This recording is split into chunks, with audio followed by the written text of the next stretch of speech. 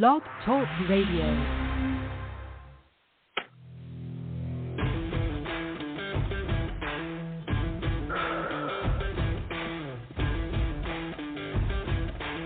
The following broadcast is brought to you by the iGolf Sports Network. Golf Talk Live is sponsored by the iGolf Sports Network and Golf Tips Magazine. Here's Andrew to tell you more about our sponsors. iGolf Sports is a live stream broadcast and media production company providing quality programming designed to attract the golfing enthusiast. And Golf Tips, the game's most in-depth instruction magazine, including reviews on the latest equipment, tips from top teaching professionals, all designed to help you improve from tee to green. Welcome to Golf Talk Live with your host, Ted Odorico. Join Ted each week as he speaks with some of the best in golf. This week's special guest will join us a bit later. But first up is another great discussion on Coach's Corner. So let's introduce tonight's Coach's Corner panel. All right, good evening, everybody, and once again, welcome to Golf Talk Live. I'm your host, Ted Odorico. We've got a great show for you tonight. Got a full panel tonight. Got three guys joining me here, and I'm going to introduce them in just a second. Then actually one of them is going to be sticking around, and he's going to be one of my special guests tonight. He's going to be joined by another gentleman by the name of Tom Schreiner, who is from the McLemore Club up in Georgia. We'll talk to him and the panelists, and I'll introduce them in just a moment, and then we're going to have a great discussion throughout the program. So let me just remind everybody, of course, we're live every Thursday evening from 6 to 8 p.m. Central here on the blogtalkradio.com network. And we're going to, as I said, have a great discussion tonight. Just to remind everybody, too, as well, about the schedule. We're going to have one more show this month, the 17th, which is next Thursday. And then we'll be off, of course, observing for the week of Thanksgiving. So there won't be a show on the 24th. And then we'll be back for three more shows to wrap up the season, the 1st, the 8th, and I believe it's the 15th of December. And then we'll be on an extended break until February of next year, where we'll fire things back up. And then, of course, the Coach's Corner panel always starts back up in March. So let me introduce the guys and bring them on. So joining us tonight on the Coach's Corner panel is John Hughes. He's a PGA Master Professional and the Honorary President of the North Florida PGA section. He was also a recipient of the 2013 PGA of America's Professional Development Award. He's also a senior editor and top 25 instructor and part of Golf Tips advisory staff. He's going to be joining me, as I mentioned. One of the panelists is going to be joining me on the second half with Mr. Schreiner. Also rounding out the panel is Brian Dobby. He's a PGA teacher professional, currently at the Trump National in Bedminster, New Jersey. He was formerly at the Montclair Golf Club, where he spent 18 years winning 5 New Jersey section awards. And he was a 2012 Teacher of the Year and also being ranked as number 7 in Golf Digest Top Teachers in New Jersey. Rounding out the panel, of course, is Paul Castor. He's one of the country's leading golf coaches and recognized by Golf Digest as one of the country's best teachers since 2017. He's been twice honored by U.S. Kids Golf as one of their top 50 kids coaches. He works with golfers of all skill levels, including professionals who have competed in majors. He serves on the advisory boards of a number of organizations, including Foresight Sports and 4D Motion Sports, and is Level 2 and Junior Golf TPI certified, Aimpoint Golf, and Science in Motion, and many others as well. So, guys, welcome to Coach's Corner. Thanks, Ted.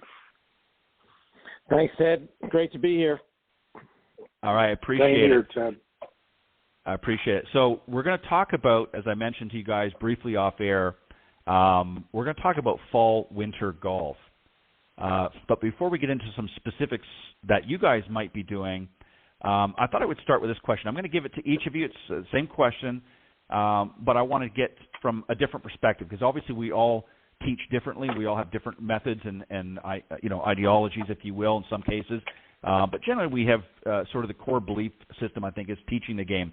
And this one here is really talking about the sort of the practice regime. So I want you to walk us through, based on your experience from students that you've worked with, whether currently or in the past, and I'm going to start in the order I introduced you. So, John, I'm going to start with you. So walk us through typically what you see your students, what their typical practice regime is, if they have any. And then I want you, on the flip side, I want you to then introduce what you would like to see them do instead. So walk us through what you typically see on the range or, on the golf course as they're getting ready to maybe go out and play or what have you, or work through a session with you, what typically is, if anything, do you see them putting together a practice regime, working on their game, if anything, and what would you like to see them do instead? Sure. First off, thanks, Ted, again for the opportunity. It's a lot of fun being on the podcast once a month. If not a couple more times. And gentlemen, looking forward to the lively discussion you guys always bring to the table. Let me start with saying everybody's practice regimen should be different based on your skills, the skills you're trying to improve, those kinds of things. What I see of just clientele in general is the lack of knowledge of how to practice is the best way to say it. Most people will just hit balls for the sake of hitting balls and maybe see a tip online, get a tip from me or somebody else, and they work on that tip. That's great. But their failure to warm up properly, their failure to warm down properly, and then segment their practice into different types of practice is really where I try to get people to go to. The warm-up, not as critical as the warm down, especially if you're over the age of 35. Science is starting to prove that. But warm down prevents injury. And I think regardless of age, that's something you've got to do. A great warm-up is stretching beforehand, making sure that your core is ready to work, that your extremities are flexible, mobile, yet stable enough to allow you to turn and do the things you want them to do. And there's tons of ideas and tons of different things you can do out there. It's best you get with a fitness professional and or your golf professional who might be TPI certified or certified through another fitness organization to help you with that. What I see people do with practice is they'll jump right into the club they want to practice the most. I'm always asking my clients, as you warm up, let's use wedges to get you into a good rhythm, timing, and tempo and grow the swing from there to the point where once you're into a driver, you should feel fairly loose, yet stable within your swing. You're feeling what you want out of your swing, and maybe you're feeling what you don't want out of your swing. And it's at that point you can go into a block practice of working whatever drill your coach has provided you. I think you have to switch it up a little bit and get into a more randomized type of practice. Not only random picking different golf clubs, I always recommend to my clients 5 balls per club, but also random as far as the targets you're going to, random as far as are you working on an actual skill and trying to improve a motor movement, or are you trying to recreate the same pressure you'd have out on the golf course and trying to randomize most everything within your practice and then segment it based on your statistics. If your statistics are saying your ball striking is really what needs to work, you've got an hour in a practice session, it's okay to be spending 30 to 40 minutes on ball striking, but the reverse is true. If your stats are saying, look, you're putting 40 times around, your up and down percentage is less than 20% or whatever it is, that should be the key to tell you, hey, ball striking, let's maintain that. Let's work on the other short game skills. That is the low-hanging fruit to reduce my scores quicker. And then warming down. To me, warming down is going in reverse. What I see most people do is they're out of balls, the bucket's empty, and they walk away. They go to the car, they go play golf, they go to the bar. They do a lot of different stuff, but they don't warm down. And I think if you were to save the 15 to 20 balls left in your basket to work in reverse, work from big swings to small swings, and then when you're done with those balls, go through the stretching again, it's vitally important. Like I said, the science is there. To me, that would be a really good practice. We could get it more detailed, and I'm certainly getting it more detailed with the clients who are much more committed to playing and playing at a competitive level. I'm working on one right now that's pretty lengthy, but it always includes the warm-up, the warm-down. It's very randomized. It hits every skill that this particular golfer needs. Well said. Brian, the same question for you, but I'm going to massage the first part a little bit. because I think you probably agree a lot with what John just said as far as what people typically do. So I'm going to ask the first part in a little bit different way, and that is, are you seeing most people when they are practicing, and again, without having your assistance and they're sort of on their own, are they not practicing enough? Are they practicing too much, or just not the right things that are going to be conducive to helping their game? And again, it may not even be a student. Maybe just you're out there preparing for a lesson, you're watching people warm up and practice and so forth. And what typically are you seeing as some of the issues as far as maybe typical students or typical range rats, if you will, that you're seeing? And then what would you like to see them do instead? If you had them in front of you for a few minutes, what would you advise them to do and how to sort of put together a more efficient practice routine?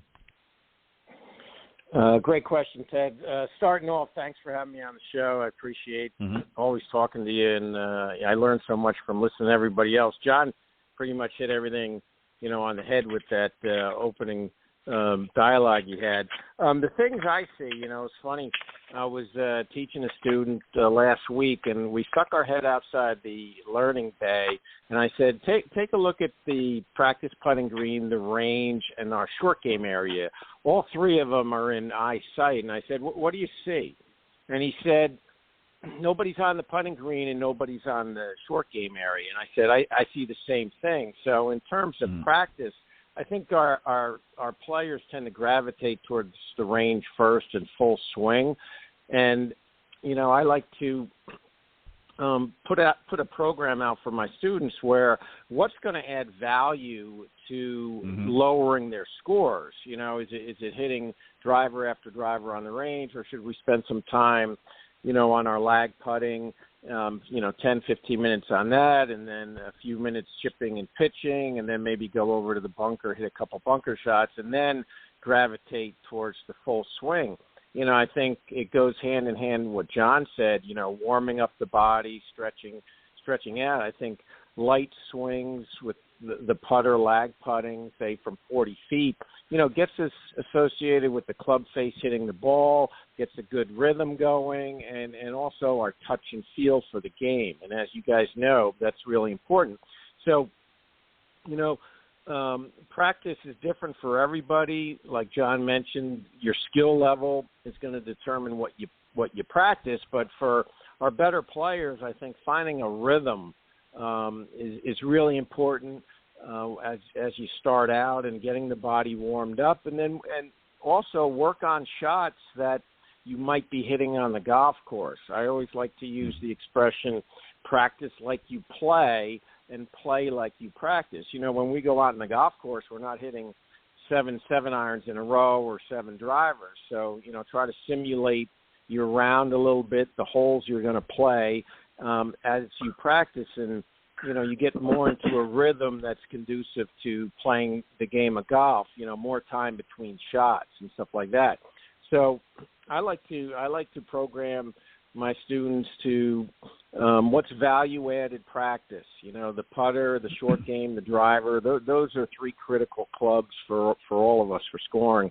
Those are the things I like to work on, Ted. And now if I could see more people on the putting green in the short game area, man, that would make me happy. But that's my job, to educate people to do that. And I think that's how we get players to shoot lower scores. So that's what I would contribute to this conversation. Yeah, I would agree with that 100%. Well said, Brian. I think that, as you pointed out, we are educators in a sense, that we're educating them on good, practice fundamentals and good playing fundamentals. Paul, I'm going to tweak this just a little bit more for you, just to make it a little bit different. You've obviously worked, as all of them, the others on the panel have as well, from sort of beginning players right up to some top players. So you see a general difference in how they practice at the top and how sort of the everyday golfer practices there. So give us maybe a general overview first up before you give us your response on what you would like to do if you had that particular higher handicap player in front of you, how you would guide them into a better practice routine. But talk about what you notice the differences between the better players when they get out and practice as opposed to the everyday golfer that, as the guys before you sort of mentioned. So just give it a sort of a demonstration of the differences that you see from students that you've worked with.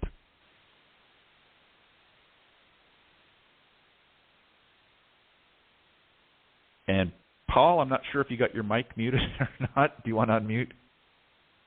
Yep, I'm here. Yep. Sorry. There you go. No, that's okay. I know. I was trying to be respectful.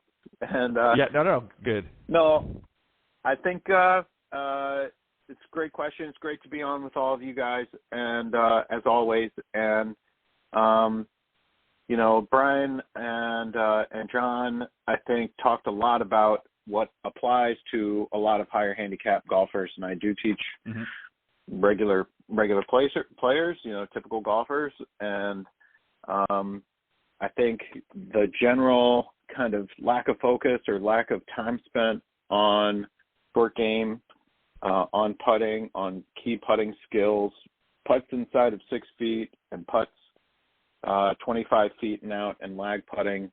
If you do some really concentrated practice on those two distances with some targeted drills that improve key skills like getting the club face back to square, aiming, and getting the club face back to square on short putts, and speed control on longer putts, your scores are going to drop, very much faster, and you feel a lot safer on a golf course when you can putt. And so, as far as low-hanging fruit goes, I focus on putting. I would call myself a bit of a putting specialist, I guess. And, I try to, like Brian mentioned, push people into or promote putting and coaching and instruction, because it may not be as much fun as hitting that pure, sweet, full swing shot and making the golf ball fly a long way. But as far as lowering your scores and making golf less stressful, being able to get the ball in the hole and feel comfortable about that is a really big deal.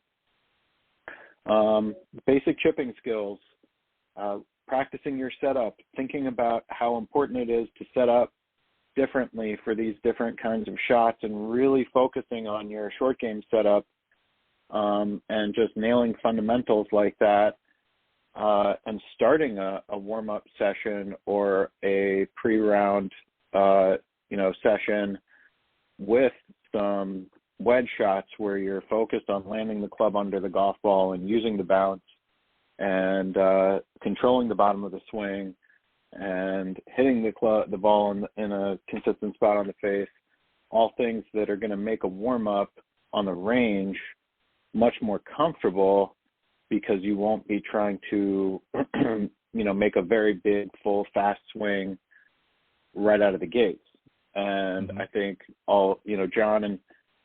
John and Dobbs would probably agree that we see a lot of people kind of run to the tee at the clubs, run to the tee, maybe hit a few golf balls on the range full swing if they have time. Life is very busy. It's gotten busier, I think, for a lot of folks. And so it's hard to set aside time for yourself to get there a little bit early and prepare. But if we give ourselves 30, 45 minutes, hit some little chips, work on your setup, work on the chipping fundamentals, and hit some 5-6 foot putts and some long lag putts, and focus just on your speed control and getting a sense for the speed of the greens that day. Do that before you go to the range, and you've already tackled some really key skills for scoring that are kind of easier than the big, fast motion of the golf swing. So you're kind of primed and ready to go warm up. I think John's suggestion about only hitting 5 golf balls with each of your clubs during a warm-up is really good.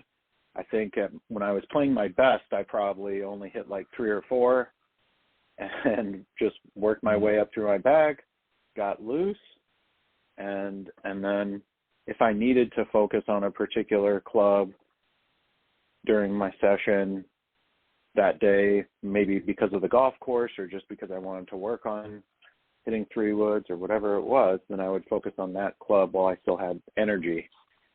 But those would be good suggestions for, I think, practice for a higher handicap who's trying to get the most out of their 1 or 2 hours that they might have to go to the range. What we see with better players, I think, is that they're doing very targeted practice. They have access to their stats. That started, I think, with Zach Johnson when he won the Masters. Gosh, that was a long time ago now, But he had a stats consultant, Peter Sanders. And Peter broke down what the most important things were about his game and gave him a strategy. And, Zach really, he won that Masters because he focused on what his strengths were, and he kind of shored up some of his weaknesses in his prep for the tournament. And now everybody has access to their shot length data. And so, whether you're on the PGA Tour or not, we can all keep our own stats and get very in-depth information about what our skills are, what we need to work on. And that's how I shape practice programs for my clients, because if they're serious, they really need to be, and we're working together, they're keeping their stats, and I'm creating a practice program for them based on what their statistics show. Well said, Paul. Thank you for that. And when I listen to the three of you, and obviously there's some similar information, of course. I mean, I think it's pretty common. But what I sort of hear in a sort of an undertone, if you will, is really what the key problem is, and especially with your answer, Paul, sort of talking between the better players and the those still struggling to better their games. It's not so much that they're not practicing, it's that the better players know how to practice. In other words, they know how to better focus, as you put it, on what they need to do. And I think that makes a difference. I mean, I think there's a lot of people, and you can tell some are better than others, but you can watch people. I like to do that sometimes when I'm up hitting some balls on the range, just sort of warming up or what have you, and I will see down the range, and I'll watch people as they come up. They're bringing their balls up, and I can tell the ones that have a sort of method to their madness, or a purpose with their practice is a better way to put it, and others that are just sort of willy-nilly going up there. Now, obviously, some are maybe just warming up for a round, so they're not looking to get into a full practice session. But I think that's the underlying tone, is that really the higher handicap players, as opposed to the better players, really don't know how to practice. They don't know how to put together a good practice regime based on, as you put, Paul and others, is the stats. They don't really know their stats in some cases. They don't understand them. They don't know how to sort of read through them. And so they don't know how to put together. So they're just sort of, I'll go and hit a few putts. I'll hit my driver, and I like doing that, and maybe I'll hit a few chips and that, and then that's it. And they're not really putting any sort of method to it. So great answers, guys. John, I'm going to come back up with you on this one here. And this is kind of it's going to sound very similar, but it's really not if you sort of really dig into it. Golf is really about making, obviously, as we know, is a commitment to both practice and play, and it's a sort of a marriage of the two, and it's a balancing act. So I'm going to ask each of you again, and obviously for time we've got to keep it fairly limited because I've got a couple more things I want to ask all of you. So John, if you had a 25 handicap player in front of you wanting to shave, let's say, 10 strokes off that handicap, what would be your plan to make it happen? What would you do specifically? Obviously, they're going to practice and so forth, but what would you do specifically to make that happen? And the other guys, don't forget to mute your mics, while John, and conversely, when you guys come on back on. So real quick, putting at that kind of handicap level, all the statistics point to there's a lot of putts. So let's eliminate 3 putts by distance control, square contact, squaring the club to your target, and making some shorter putts. Really concentrating on those two specific skills. When it comes to ball striking, let's start with chipping. You're going to miss a lot of greens at that handicap level. Can you get a ball 3 to 5 feet from the hole and go through some drills that way, not just in one place and not just with one club to get you there? And then as far as ball striking goes, both the others mentioned this in their previous answers. How do you square the club face, and what does the club face influence? And have you understand that and get you to the point where you can gear your swing down. Most people at that handicap level are swinging out of their shoes regardless of gender or age because of we're culturalized now to make this game a game of length. Well, in order for you to gain length, you've got to square the golf club first, and you have to understand that. And let's take you through some very rudimental objectives of getting you set up properly so your current swing can be consistent. When you're setting up inconsistently, your swing's going to be inconsistent. Once we have you set up properly, now we have a little bit more consistent swing to diagnose and to mend, per se. But really what we're talking about is squaring the club face. Let's have you understand how you do this most effectively so your dispersion pattern isn't quite as wide. You have a chance to play the ball each and every time versus go look for it.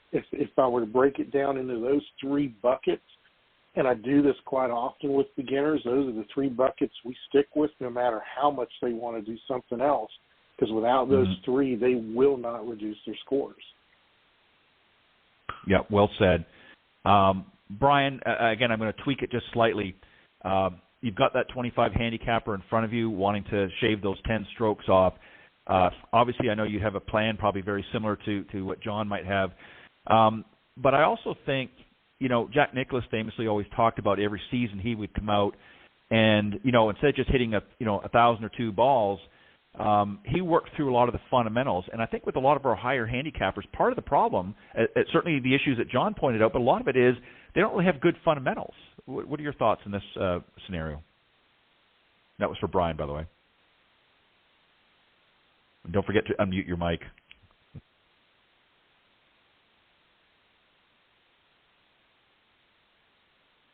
Oh, my apologies. Brian had gotten dropped. Brian, sorry, did you hear that question or no? No, I just lost connection for a second. Give me the question again. Sorry. Okay. So basically the same as John. So essentially the question is this. You've got a 25 handicapper in front of you looking to shave about 10 strokes off their game. I don't know if you heard some of John's answer. He gave some specific things that he would do. And I'm just going to tweak it a little bit for you. And as I was mentioning, Nicklaus, when he comes out every year, when he was playing more competitively, he worked on a lot of fundamentals. And there's certain areas of the game that obviously you need to improve if you want to shave those strokes off. But a lot of it starts with having good fundamentals. And a lot of 25 handicappers don't have good fundamentals. So what would you do in this scenario if you had that person in front of you and they're looking to drop, say, 10 or more strokes off their handicap? What are you going to set them up to do for success? Sure. Great question, Ted. So fundamentally, 25 handicappers, I'd go right to how they have their hands on the club. Do their hands equal the club face somewhat, or does it really oppose the club face? So I would attack that, number 1. Number 2, aim. Are they aiming at their target? And I think most people aim pretty good, but sometimes it's off when we work the ball to the target. But a lot of 25 handicappers aren't aiming properly, usually too far to the right. So I would check on that. And then also balance at address, trying to find your balance points and get into a nice athletic position for 25 handicappers. Typically they set up out of balance. They don't understand their ball position, where it should be in relation to their spine. So I would definitely keep that more simple, where you could work off a shot that they could replicate over and over to get that ball around the golf course. And to add on to what John said, I would try to get a 25 handicapper out on the golf course for 2 or 3 holes to see what kind of club selection they're using, especially in the rough, and find a game plan to get the ball up around that green and then chip and putt. I think 25 handicappers need to be on the course a little bit to say, hey, do I really need to hit this shot, or should I just hit this shot to this area and play more with shots and clubs that I'm comfortable with? I think that can definitely bring a 25 handicapper down to a 15 just by tweaking a couple things they do on the golf course. The short game is obviously important, but the fundamentals, I think, go into what you're thinking on the golf course too, other than just grip and stance and ball position. How do you think out there? I think that's a fundamental that is overlooked a little bit. So I would attack that, Ted. Yep, well said. And Paul, again, a slight tweak for you here, just to actually sort of piggyback on what Brian just said.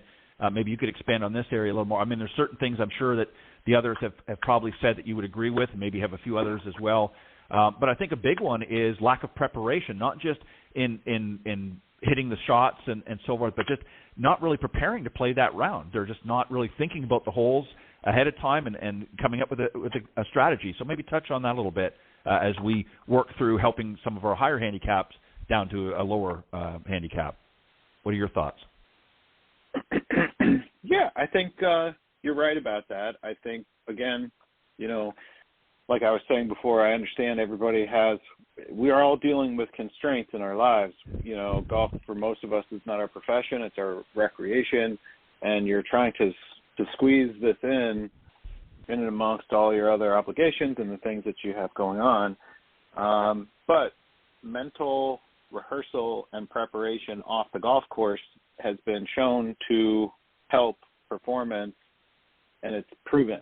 And so, if the night before you were to play, or the weekend, if you're a college player, certainly, or a tournament player, the week before you're going to go play in a tournament, do some investigation of the golf course, go to their website, take a look at the holes, the design of the holes, maybe go on Google Maps, and start doing some preparation using Google Maps of what the golf course looks like. You're putting yourself there, and you're starting to think about the clubs that you might need to hit off the tees, the lines that you might take, stuff that, something like even the wind direction and what, the lay of the land and what the dominant wind direction is going to be on the golf course and how that could affect how different holes might play. Things like that. By putting yourself there, even if you're not there physically, by putting yourself there mentally, you are prepping yourself so that you don't prize and trying to make a decision in the moment when you are out on the golf course and, you've just made a bogey or a double on the previous hole and you're trying to get your wits about you and you have another choice to make about whether to hit, a 3-wood or a driver on the next tee. By being able to do this rehearsal and preparation before the round mentally, you kind of have a game plan, and that's really, really key, and it's something that good players do, and that typical golfers, average golfers, just don't do. And then there's the physical prep, I think, Brian, like you mentioned. Brian is a big proponent, I know, of the physical and the body side of things, and so am I. And I'm pretty sure John is too. You have to be physically ready to go play, and that means some basic warm up, giving yourself time to get your body moving, get your heart rate up, get loose, because the golf swing is a big explosive motion, and it doesn't take a whole lot of time, and there's a lot of force involved in the swing. And to have a good long golf career and to play well, your body has to be prepped and primed to make that motion and do it efficiently. So mental and physical preparation can go a long way, and you might not even need to practice as much as you think you do if you do those other things as kind of part of your overall approach to the game. Yeah, well said again, Paul. And you're exactly right. I think, a lot of times people spend too much time on honing up their ball striking and trying to improve that, which certainly is important. I think we would all agree. But you can be a phenomenal ball striker, but if you don't have a game plan, if you don't know how to put all the pieces together when you get out in the golf course, I mean, we've seen this even on the tour level where we see some phenomenal players, incredible ball strikers, but when it comes to thinking around their golf course, they're not as proficient as another player who maybe isn't the best ball striker on tour, but they know how to play the game. And, I mean, we've seen this over decades where we see some players who have kind of some odd-looking swings and certainly can hit some good golf shots, literally master the events. And then we've seen other players who have,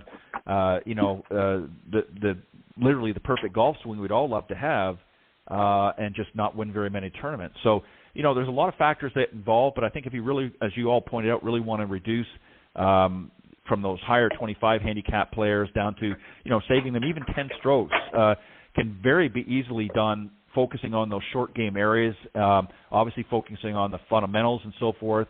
But I think that's pretty much what you need to do. What I'm going to do now is I said I would give each of you a time. So, John, I'm going to come back to you and give you an opportunity to talk about fall golf and winter golf, what you've got, what you typically do and what you've got prepared as far as a golf program. So most of the area, even in the sunny south here, we have what we call an off season, so fall and winter. We're a little more fortunate down here. So, John, what do you do? What sort of golf or fall winter programs do you have to keep people tuned up for that part of the year so that when they get back out into the full regular season, which we typically have in other parts of the country, they're going to be better prepared? What specifically have you got going up? And if you want to give us specifics of some things going on coming up in your area, by all means, go ahead, throw that in there as well. Sure. The real key for me is I'm in Florida, so the people escaping the north are coming down here and either looking for one of two things: to continue what they started up north and maybe seek a second opinion or seek some other ideas, or actually start something. Their season wasn't very good. They were teased with golf and got the bug, and they want to do something about it. So next spring they're active at their club or with their friends. So from a beginning standpoint of view, we do operate Operation 36 classes every Saturday for that pure beginner. It's a great way to get involved with golf, to take it in small increments, to work backwards from the hole to the tee, which eliminates a whole lot of frustration for the beginner. Very successful program, very comprehensive. Get a few people into that. Most of the people we have will fit into one of our year-round programs, but I think the difference is because they're eventually going to go back north, and most of them do so while it's still cold and or their club isn't fully, quote-unquote, reopened, we always are adding things that they can do indoors. And we do this with everybody, but more so the snowbird, per se. We have two different seasons. We began our, what I call the full-time snowbird, the person here 4 to 6 months, and then we get another influx right around the holidays and immediately after. It's typically the ones that are coming in during the holidays and immediately after they're in a hurry. They realize, wow, they only got 3 or 4 months, and they're always in a hurry. And those are the ones that we're always trying to get to do something more indoors in between coaching sessions. We're trying to have them employ those indoor drills at the practice facility outdoors, because there's a lot of benefit when you can isolate yourself and use your own body or use your own golf club as a resistance tool to put you in the positions you want to be in, to utilize some other swing aids out there to gain flexibility or strength or durability or your ability to be stable over the golf ball. We're always trying to emphasize that. For the long-term snowbird, we try to get them to understand that you shouldn't be in a hurry. If you're going to be here 4 to 6 months, let's let's really plot out a good plan that's comprehensive, that includes some on-course instruction. We do a lot more of that with everybody, particularly with the long-term people, simply because they're here to play golf. And the more we can get them on the course and help them with that, the more receptive they are to not only the information and the coaching we're providing them on the golf course, they're absolutely more receptive to the things that will allow them some more long-term improvement. They will invest the time. They'll be committed to themselves to get that done. The real key, I think, for anybody winter, whether you're southeast, north, west, doesn't matter, is understanding what your downtime is, if there is such a thing, related to what is most important to you. Is it that summer season when you're back north? Or is it, hey, I've got 2 or 3 really good months to try to put some really good work in? You've got to come with your time frame and your plan and find a coach, such as myself or my staff, that will sit down, understand that time frame, and put together a program that maintains current skills, addresses the improvement of skills that you're desiring, but also identifies things that you may not are considering, you may not be considering, simply because you're there. You have a blind eye to some things, and that's what a really good off-season program should be addressing. Well said. And we're very fortunate being in the South to have that extended time to play. And as you said, a lot of snowbirds and a lot of northern folks, if you will, come down to take advantage of the warmer climate. But then there's those like Brian up in the Northeast, up in the New Jersey area, where you've got a big golf group, if you will. In fact, a lot of people would be surprised just how many folks in New Jersey golf and maybe aren't heading south for the winter. Brian, have you got some fall-winter programs available? I know that some of the courses are going to, if not already, will be closing shortly. But have you got a fall-winter golf program that you've got in place, or what do you do? Oh, Ted, yeah, the weather here it's been beautiful the last couple of weeks, but it's going to get to the point where we're not going to be able to get outside. And our winter programs, especially for the juniors, are more skill building sessions that I create, because we have to replace time outside with inside, and I call it skill building, and that might mean, jumping rope, hand-eye coordination drills, some power drills, throwing medicine balls around, jumping, getting them to move their bodies and stuff, just playing catch. So all those skill building, I call it, gets incorporated with our juniors, and I actually love it because I can line kids up, and I can have 6 or 7 stations, and they can go through the stations, and kids don't like sitting around much anyway. They like moving, so that really helps them to stay engaged in the activities. But they're learning something. They're learning how to move their bodies, and they're learning how to get some efficient energy out of their body that they might not get during the golf season. So we incorporate that, and then we also incorporate more conditioning for our adult programs. The winter's a great time to work on people's flexibility and their mobility, and some speed training. If as everybody wants to get more clubhead speed, we've got time to do that in the winter, where they're not so preoccupied with ball flight. So once we're inside,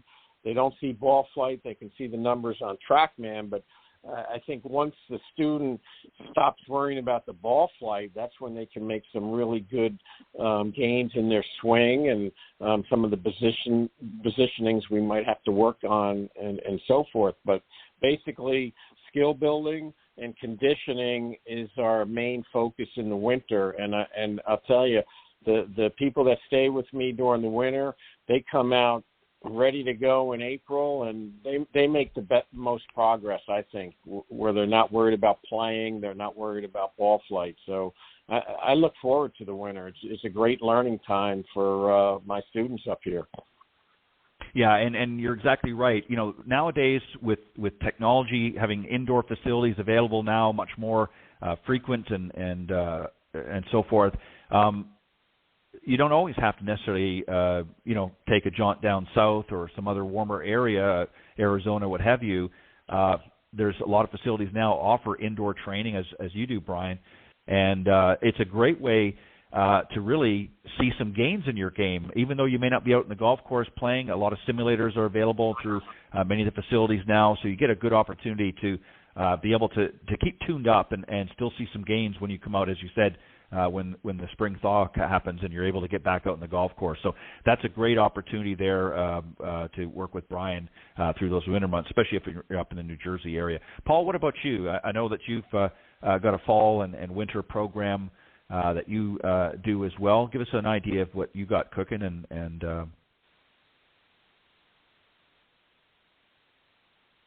So the fall and winter programs are changing a little bit for me.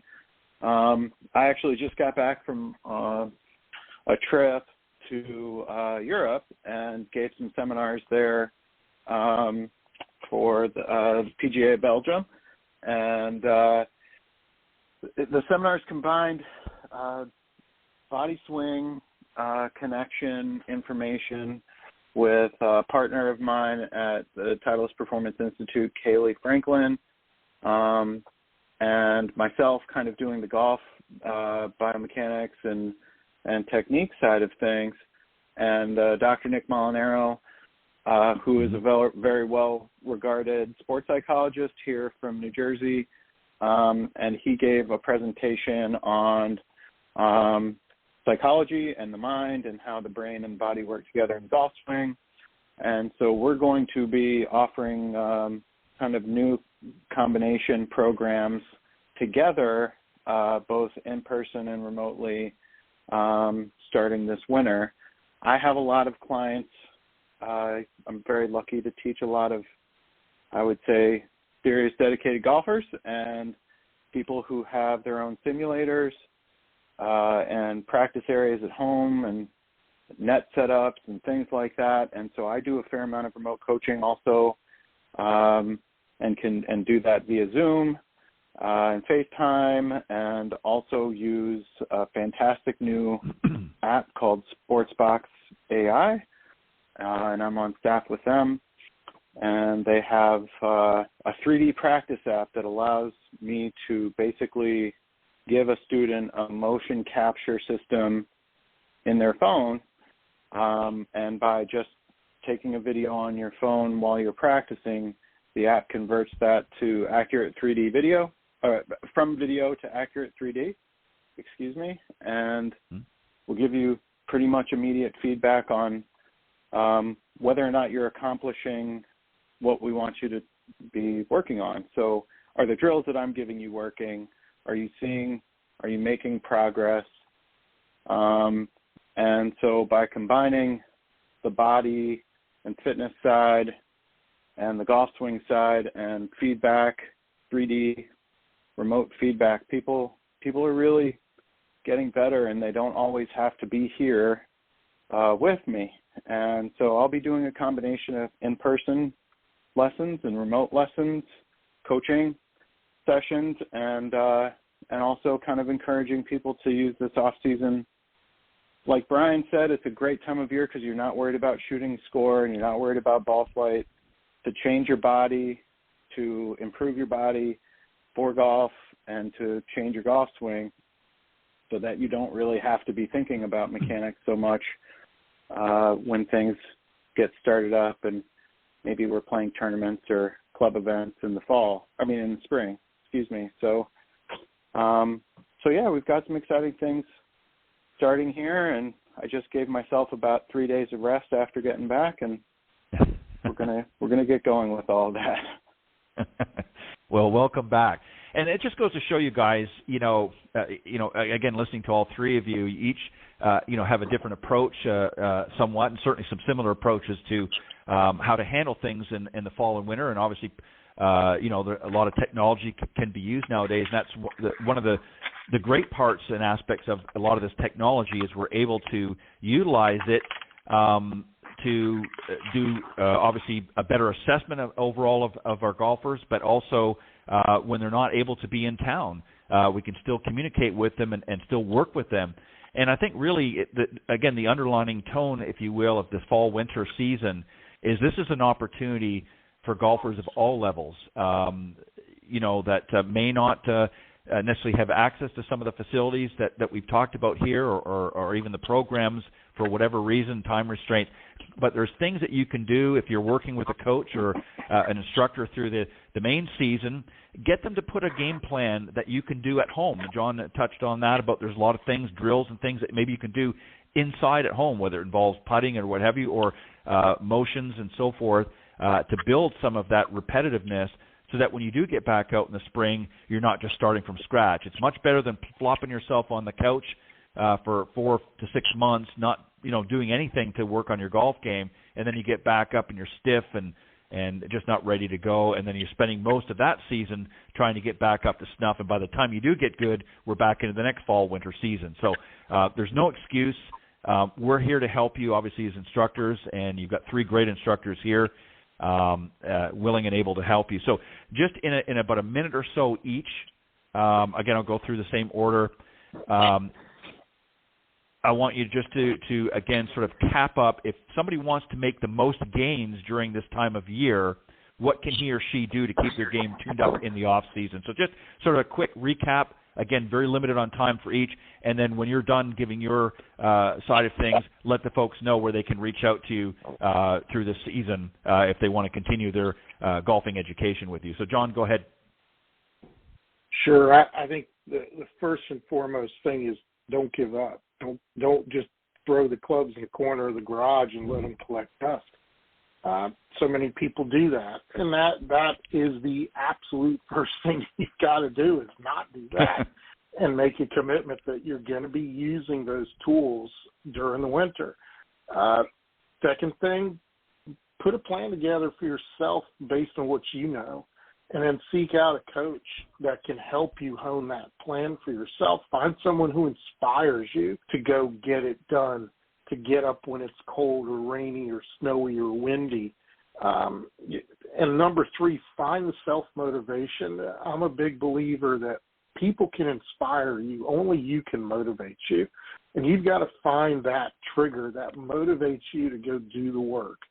That's why the first step is so important. When you don't put them away, when they're front and center, when they're in front of you, and you've made that commitment, doing whatever it takes to get the job done is essential. I've lived by that for 40-plus years, and it works.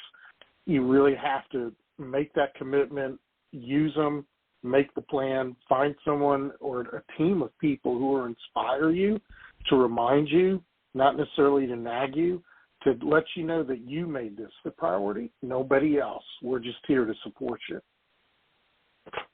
Well said. And John, very quickly, for those that want to reach out to you, what's the best way they can do that? Sure. Again, John Hughes Golf, at John Hughes Golf. It's really, really simple. John Hughes Golf. And you can find me social media, website. We've got a lot of really special things to announce later in the program, as well as a lot of holiday things going on. So I hope everybody contacts me, comes down to Florida, has a great time down here with me and my coaches at my academy. We're looking forward to a great winter. Sounds good. And Brian, what about yourself? Any final thoughts as the folks get ready to move into sort of the off season? Just a couple of comments on that, and then let the folks know if they want to reach out to you up in your area. What's the best way to do that? Sure, Ted. 3 points for the winter golfers. Number 1, get in shape. The stronger you can get your body and faster, number 1, it's great for injury prevention, and we're going to hit the ball better. Number 2, find a coach that can help you, somebody you're comfortable with, get a game plan going. Golf is hard. It's hard to figure this game out with a coach, but without a coach, it's twice as hard. So find somebody you can work with during the winter and get a plan going. And number 3, I think too many of our golfers spend too much time on Instagram and YouTube looking at golf instruction and golf tips and stuff. And I really feel, in my opinion, that hurts the amateur player more than it helps. Okay, so stay off of that stuff. It's just going to confuse you from week to week if you keep looking for those tips. So that would be my 3-point plan for anybody that's trying to make some progress during the winter. If you're up my way in New Jersey, I'm at the beautiful Trump National in Bedminster. I've got a beautiful indoor facility. I can be reached by email at briandobbypga@yahoo.com or my cell, 908-531-3637.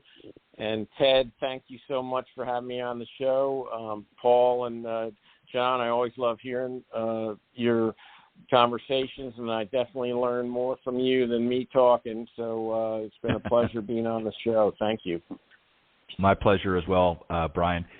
Paul, your final thoughts on the topic, and then let the folks know how they can reach you as well. Yeah, it's hard for me to add a whole lot, I think, to what these two gentlemen have already said. What I will say is along the lines of what Brian just said about the general information and tips and frankly just marketing that you see on Instagram and social media. Everybody's body is very different.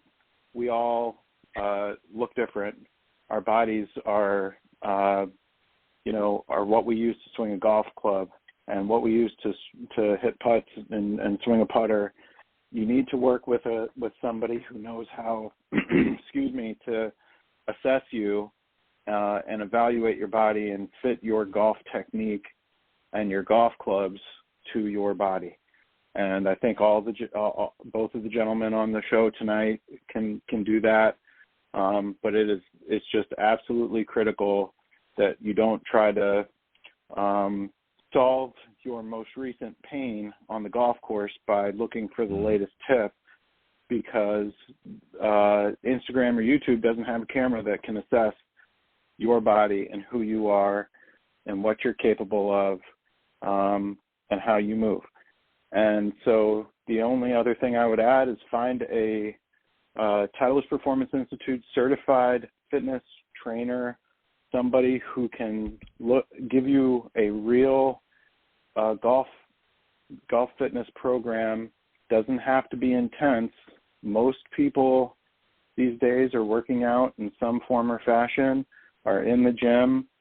If you don't have a program that's tailored to how you move and what you're trying to accomplish in your golf swing, and you're just trying to throw a blanket over golf fitness without having it be targeted for you, you're really missing out on some potentially huge improvement in your game.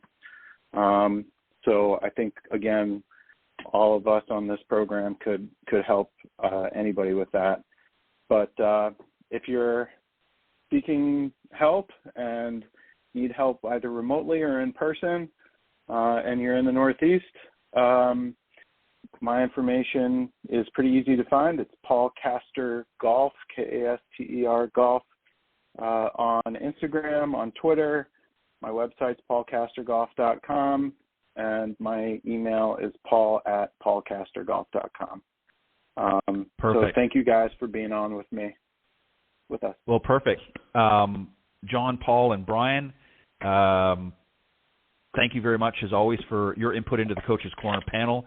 And I know, Brian, and I think, Paul, this is going to be it for you for this season. So thank you for all that you've contributed this season. And I'll be sending out the schedule shortly for next year, for 2023. I hope you guys will jump in again for some sessions next season as well. Always enjoy your input. Have a great off-season, so to speak, fall-winter season. Successful one, of course. And thanks for joining me tonight on Coach's Corner. Great job, as always. And hopefully the listeners will get some good, valuable information out of our discussion tonight. But thanks, guys. Have a great one. John, hang tight. I know you're going to be joined here in a moment by Tom. I'm going to take a quick break. But Paul and Brian, I'll let you go. And, again, best of luck in the season. Have a happy Thanksgiving in a couple of weeks. And I'll see you guys next year here on Coach's Corner. Thanks, Ted. Thanks, Ted. Paul. Thanks, Happy John. Have a good Thanksgiving. night, guys. Yep. Thank you. All right, that was Paul Caster and Brian Dobby on the Coach's Corner panel, joining John, of course. John, take a deep breath. And that we're going to do a quick break. Listen to a message from Golf Tips Magazine, and then I'll be back with both John and another very special guest, Tom Schreiner from the McLemore Club in Georgia. So stay with us. The following ad is sponsored by Golf Tips Magazine. Are you tired of being short off the tee? And what about those 3 putts? Forget about it. It's time you got serious about your game. Golf Tips, the most in-depth magazine in the industry. For over 30 years, Golf Tips has delivered expert content such as the latest golf instruction from America's top pros, simple-to-follow practice and game improvement drills, fitness and mental game tips, equipment, training aids, accessory and apparel reviews, golf destinations and travel tips for every budget, and so much more. Don't miss a single issue. Go to golftipsmag.com and subscribe today. All right, welcome back, and thank you for tuning in to Golf Talk Live. For those of you that are joining us a little bit late in the broadcast, I'm going to just introduce this evening's guests, and then we'll bring them both on and get into tonight's discussion on the second half of the program. John, of course, Hughes is a PGA Master Professional and the Honorary President of the North Florida's PGA section, also the recipient of the 2013 PGA of America's Professional Development Award, and he's also one of the senior editors and top 25 instructor, as well as a part of the Golf Tips advisory staff for Golf Tips Magazine. And, of course, he's a regular on the Coaches Corner panel. He was on, obviously, just a few moments ago with Brian and Paul. Also joining tonight's discussion is the general manager from the McLemore Golf Club, is Tom Schreiner. And Tom, as I mentioned, serves as the GM currently and has over 30 years' experience in both profit and nonprofit industries. Since 2004, he had served as the director of business operations at Covenant College on Lookout Mountain and has been responsible for all of the auxiliary businesses for the college, including food services, summer conferences, property rentals, guest cottages, and so forth. And he also has an extensive experience in both playing golf and coaching at the highest amateur levels as well. So please welcome back John Hughes and tonight's extra special guest, Tom Schreiner. Good evening, gentlemen, and welcome to Golf Talk Live. Good evening. This is Tom. Hi, Tom. It's great to be on the show, Ted. Well, I appreciate it. Thank you for joining me this evening. So, John, I'm going to give you, since you just finished off an hour on Coach's Corner, I'm going to give you a few moments rest to gather your thoughts and whatnot. And I'm going to start with Tom, if you don't mind, and just get into the conversation that way. So, Tom, what I like to do for those that have never been on the show before is to kind of get a little bit more history. Obviously, read out a few things here, but give us a little bit about how golf became a part of your life. What was some of your earliest memories, earliest experiences? In other words, when did you first sort of pick up the first golf club that led you to where you are today?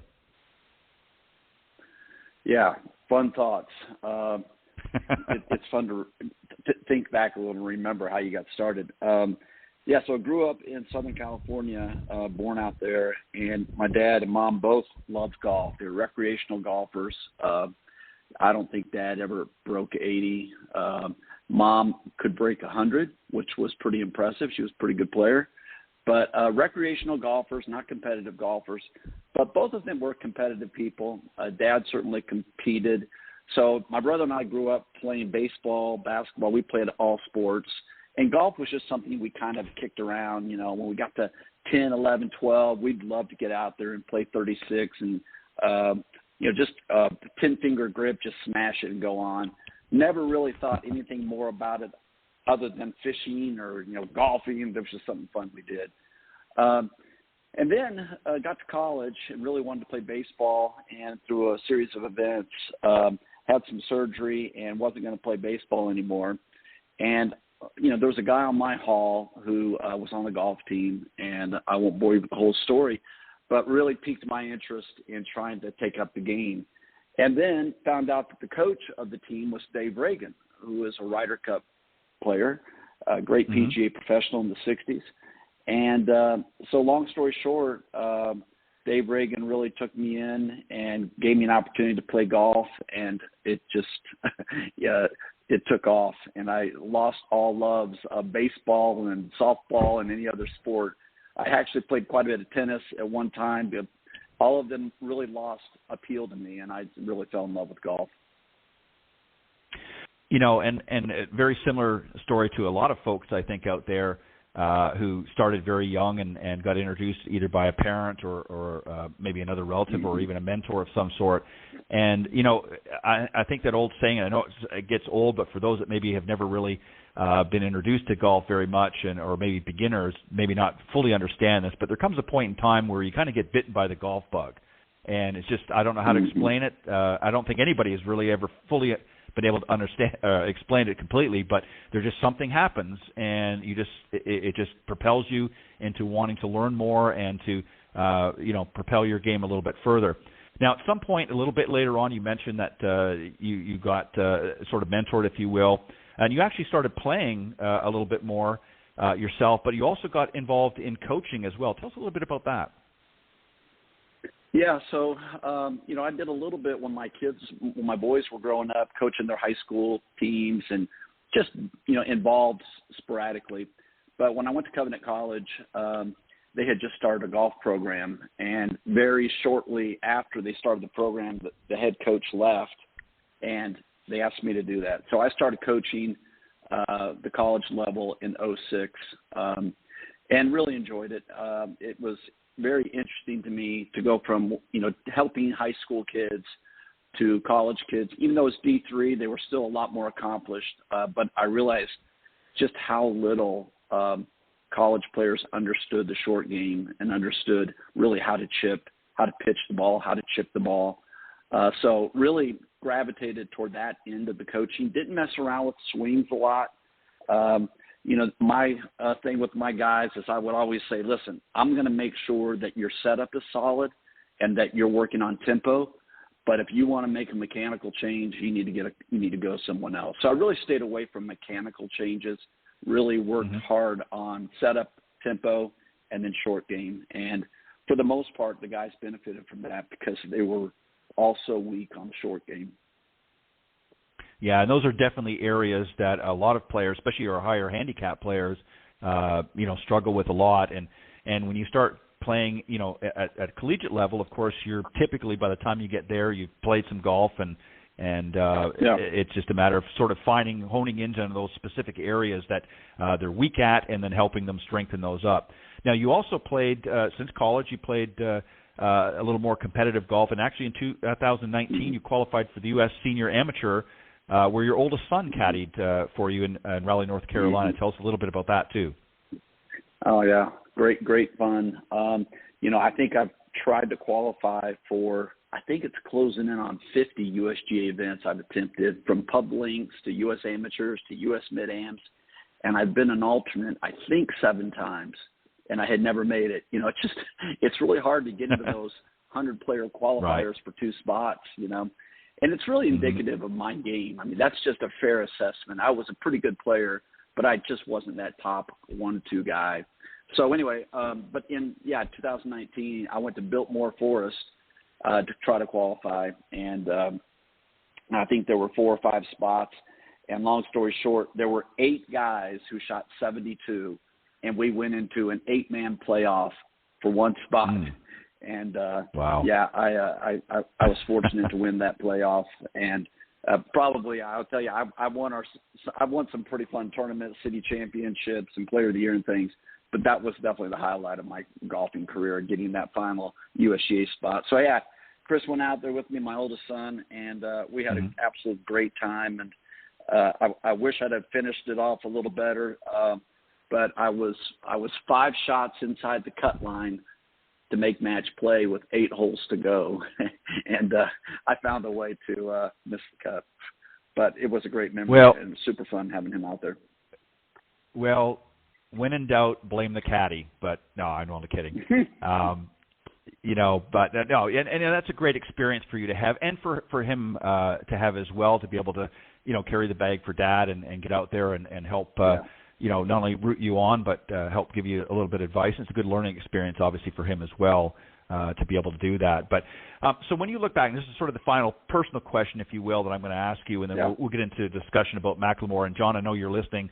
You can obviously jump in at this point. So when you reflect back on both the opportunities that you played and obviously as a coach, what did you personally take away from each experience?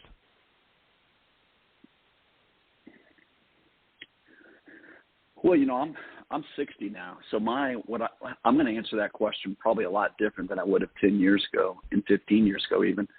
I look back now, and what I take away is the great community of golf. Golf is made up of a really very unique, I think, very great community. My son, that one that caddied for me, he's really gotten into outdoor hunting, shooting, and fishing. One of the things we both love about that is it's got a great community of people, really good, salt of the earth, wonderful people. And I look back on my years of golf, and I really appreciate the people that I've been able to be around, the character that it's developed in me. And I think about the kind of person I was at 15 to 20 and where I am now. I think part of my maturation process was really advanced through golf.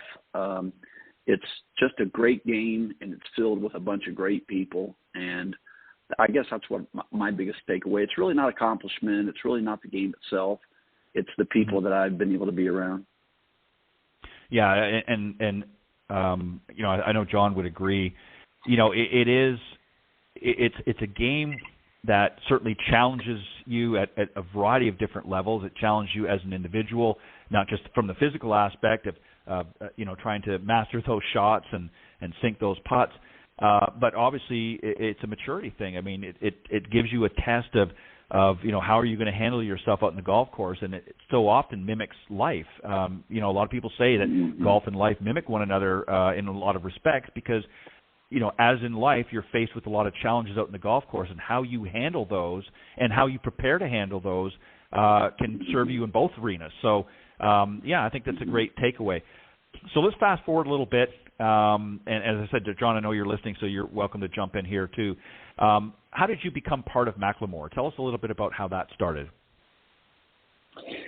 Yeah, so Dwayne Horton is the main principal developer, the property developer of this whole thing. And he and I went to church together for the last 20 years.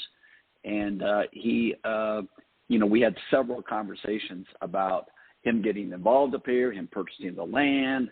There was a detailed process I won't go into on the whole acquisition of the property. But I was involved in some ways very close and in some ways not so close. But I love the guy. And so he and his wife and his family I'm very close to.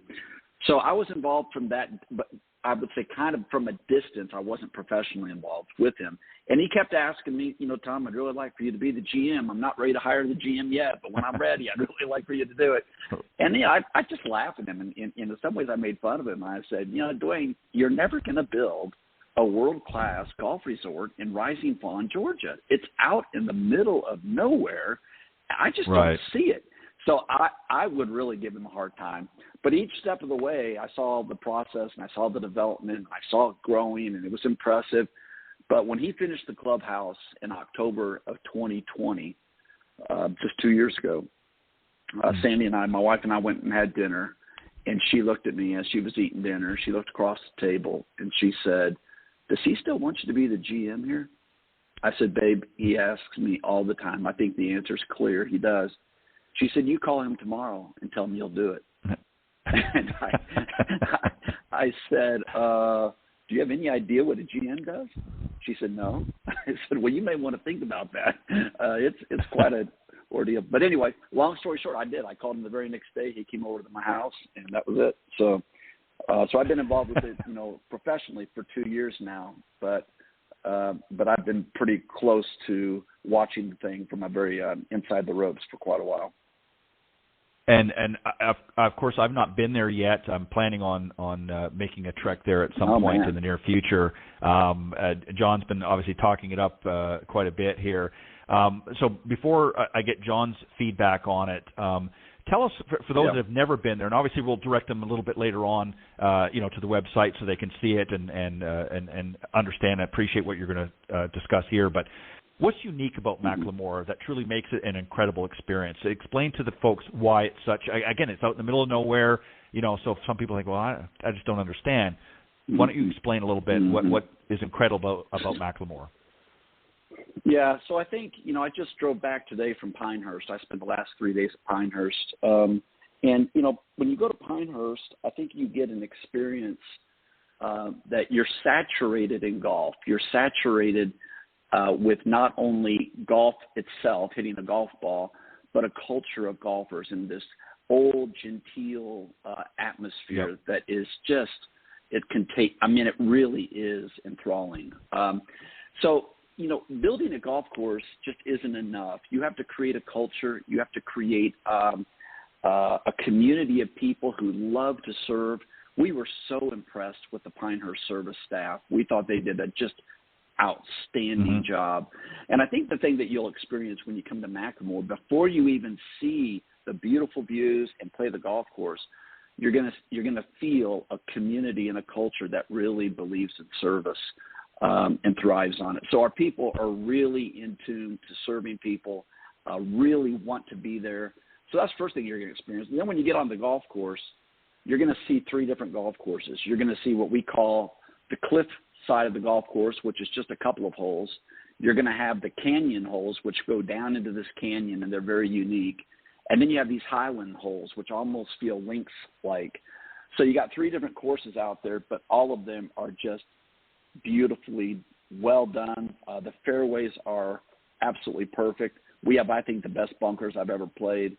The greens are an AU Victory, wonderful bent grass green, which you just don't get in the South, and they're just in outstanding condition. So the course is wonderful to play, and then you have some of these views that are just pretty dramatic, looking out over a 2,100-foot drop-off. So, it's pretty special. We have a wonderful driving range. When people first get there, we have a 50,000-square-foot hitting area that's overseeded, that is absolutely perfect, so people aren't hitting on mats. We kind of take time to make sure everything's done right and appropriated the right way. We just finished a 25,000-square-foot putting green, so it's kind of like, this will do.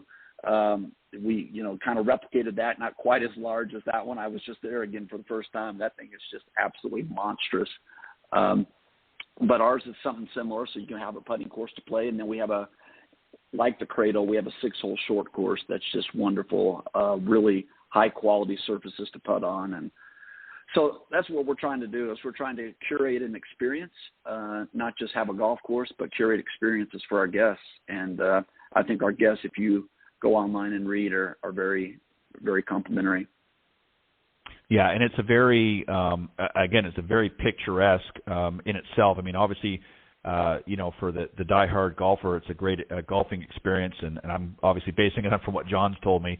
And I'm going to experience it myself at some point here. But it's very picturesque, and it's just a beautiful setting, and it's in an area that's breathtaking. So it's an overall experience. We'll talk about a few things of that. I want to just get John to jump in real quick. John, tell us a little bit about your experience. You've gotten to know a little bit about McLemore as well. Give us your thoughts, sort of an overall of your experience when you've been there, just so that the folks listening get a little bit different perspective as well, as a golf professional. Sure. The way I got involved, I had visited Boone, North Carolina, where I went to school last summer for the first time in 25-plus years, and had stayed some time with a client who said, you ought to bring people up to the mountains for a week or two each year. And I started looking. And as I was looking, I bumped into an old and very good friend, Charlie Reimer, who's the executive vice president of golf operations at McLemore. And he was poking me. He says, you got to come to McLemore. And like most people, McLemore, and as Tom said, really, McLemore? It's in Rising Pond, Georgia? Where is that? What is that? After a couple of months of pushing me a little bit, I made a commitment to go up there this past June. My wife and I arrived Tuesday, and the entire operation's closed Tuesday except golf course maintenance.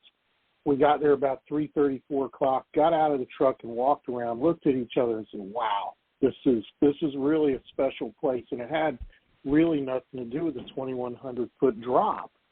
We're looking at the clubhouse. We're looking at the amenities and how well thought out they were. And then somebody just came driving up, asked us if they could help us. For questions, they said, hey, we're closed, but can I do this for you? Or can I do that for you? And right away, the service that Tom was talking about came to fruition. It's a really special place full of very special people who are committed, more service-minded than anywhere else I've been. I've been to Pinehurst. I've been to Kiowa. Been to a lot of places, and their service level is on par, if not better. Mm-hmm.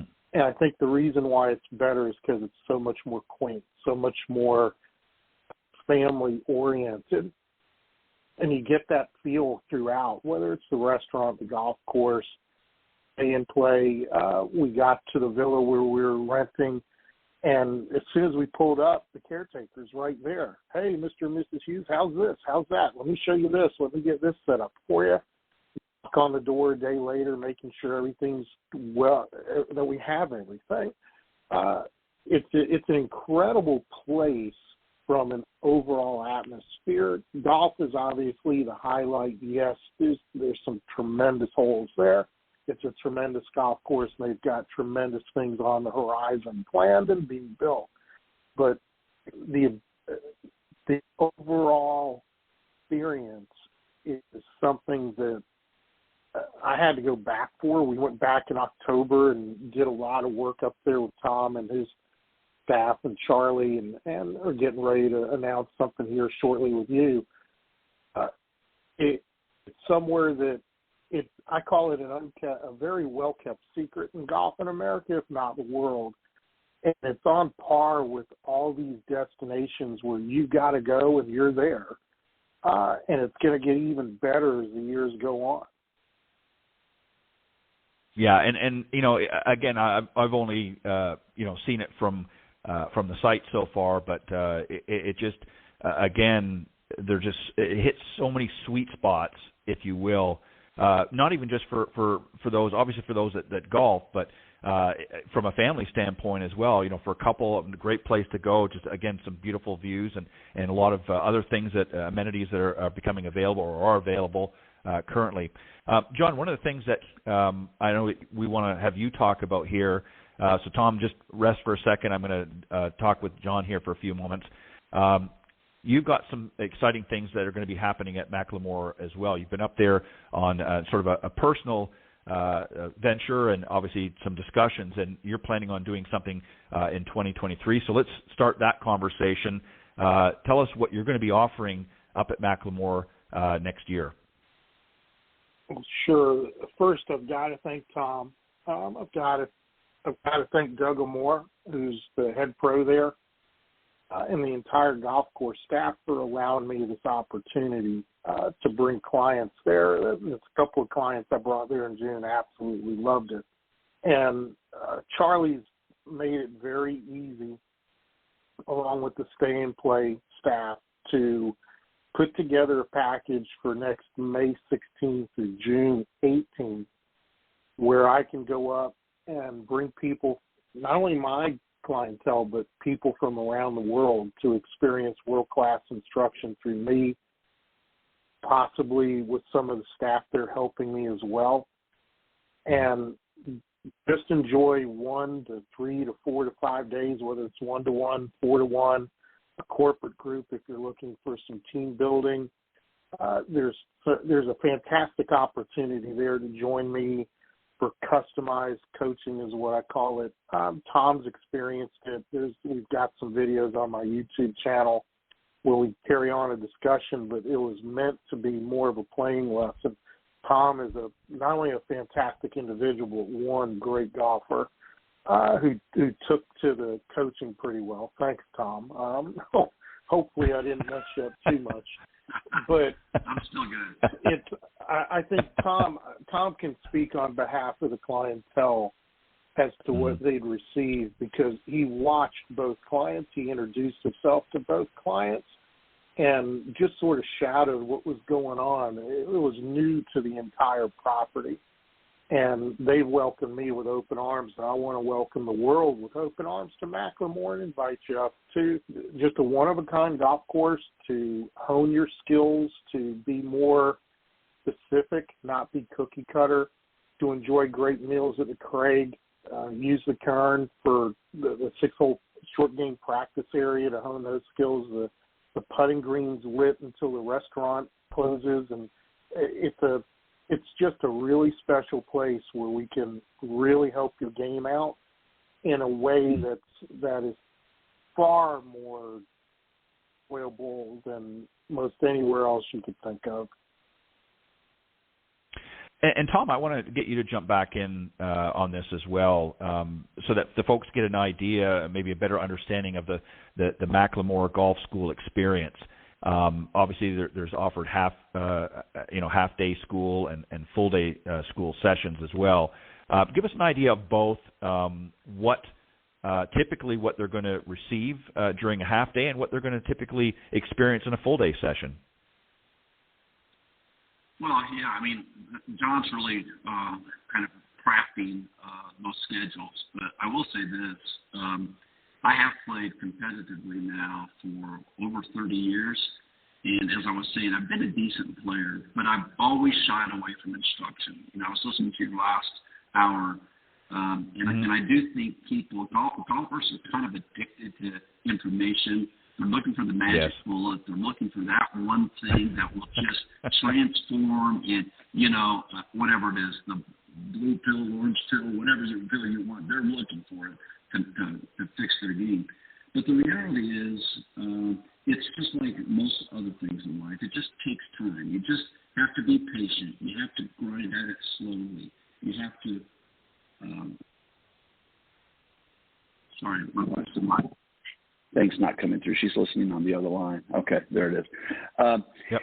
So I would say that I've always thought lessons are dangerous. But John came up a couple months ago, as he was saying, and he had me get on these mats, and he looked at where my feet were, and and I'm kind of like humoring him. I'm condescendingly thinking to myself, okay, John, yeah, I'll do all this. But it all took him all of about 30 minutes to get my really body in a better setup position. And I'm telling you, I'm hitting the ball better than I've hit it in a long time. Now, that's not some commercial. I'm telling you, it's true. Right. We had our state senior amateur just a few weeks ago, and after 36 holes, I was medalist, and that's the first time I've been a medalist in a 36-hole state am event. So I could see the difference in my ball striking. So I think John has a lot of technical abilities. He's got a lot of patience. I think what you're going to get in a full day, I would imagine, would not just be basic instruction, but you're going to get to be out on the course. You're going to get playing lessons, and you're going to get to do it in an environment that is very relaxing. You're not going to hear any cars. There's no cars running by roads here. You're out in the middle of nowhere, and it is a very tranquil, serene place. So I think it would be a great experience. I couldn't agree more. By the way, he got all that done in a complete fog. The day he and I met, it was so foggy we could not see the ball. So out comes flight scope, so we at least know where it was going, and he knew it wasn't going sideways. Yeah. Hopefully it wasn't. Yeah. Hopefully it wasn't going over the cliff and a long drop. But John, I'm going to get you to expand a little bit, but let me just first say thank you, Sandy, for pointing out that Tom wasn't speaking clearly into the mic. Yeah. But so John, so thank you, Sandy, for that. God bless you.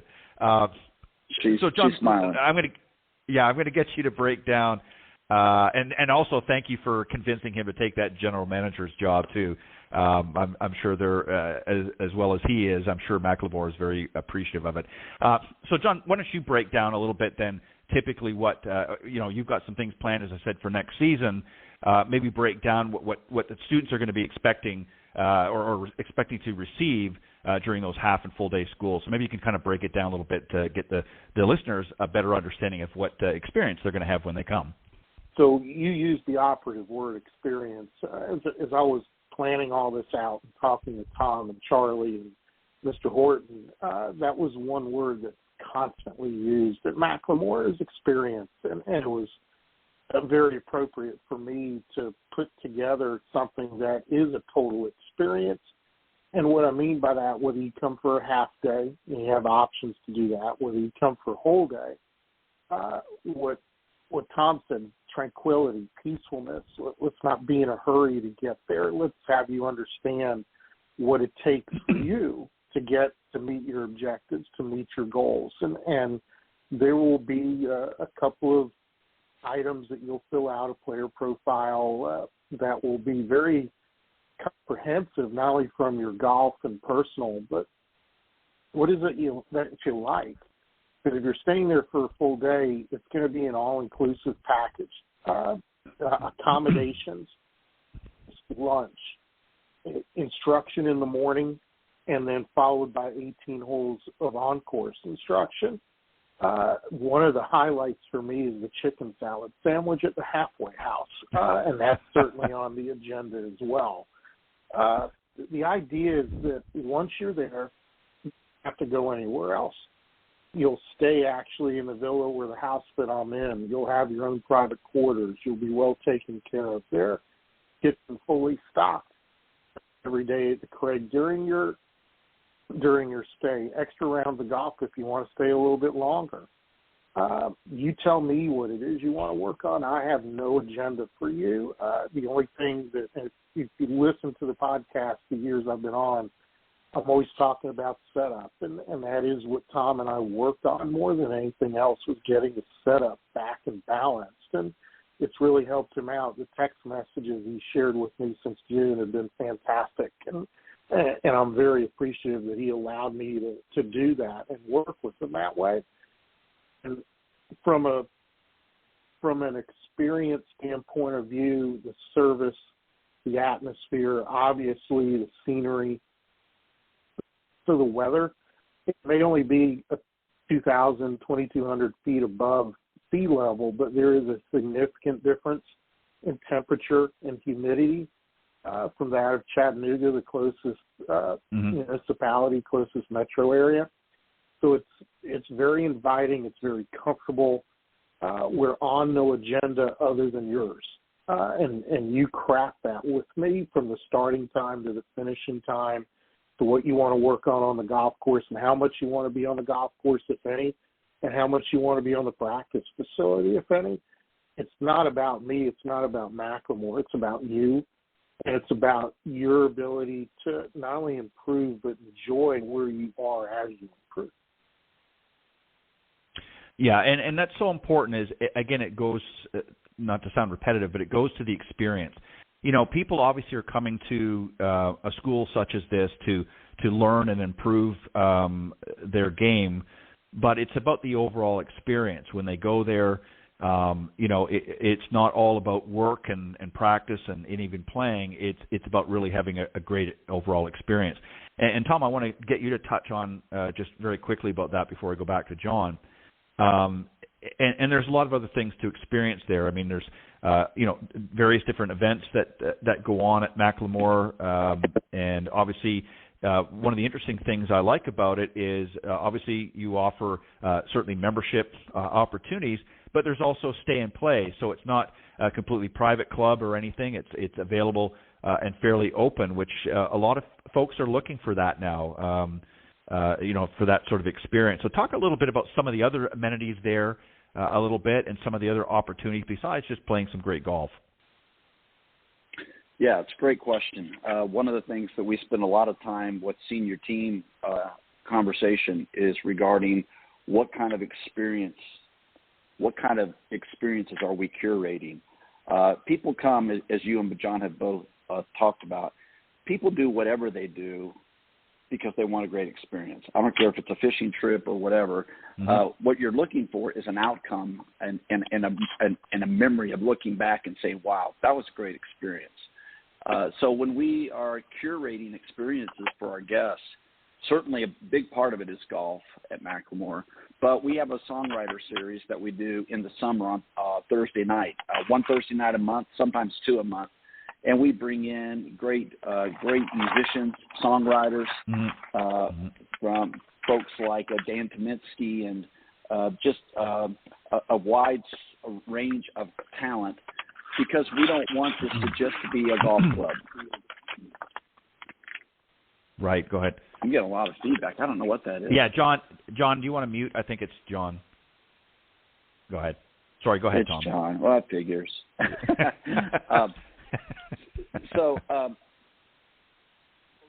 We want to provide music. We want to provide great food. We want to create events on the property. And I think what you'll see happening as we open the hotel, we have a 250-room Hilton Curio that will be open in February of 24, and that's going to provide yet a lot more types of events. We have a lot of outdoor events planned, trails that we're working on. So we've got a lot of plans for shooting, sporting clays, all types of things that we're in the process of developing, because we want to provide an experience that is comprehensive, not very one-dimensional. We're built around a golf mentality, but we want to spread that out to much more than just golf. And I think you'll see a lot of this coming to fruition over the next 2 years.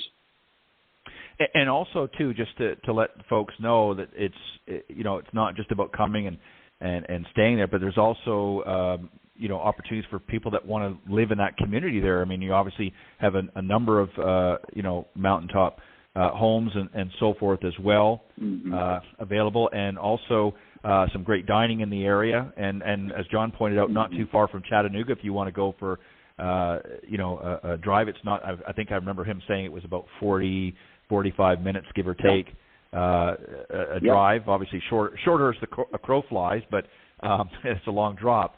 But so there's some larger areas if you wanted to skip out for a day. But so if somebody wanted to take advantage of that, that's an opportunity as well. And you've got some sort of in-house dining there as well. So maybe you can touch on that a bit. Yeah. So we have the Craig, which is our current restaurant. And with the hotel, we'll pick up another 3 restaurant food outlets, very nice dining facilities.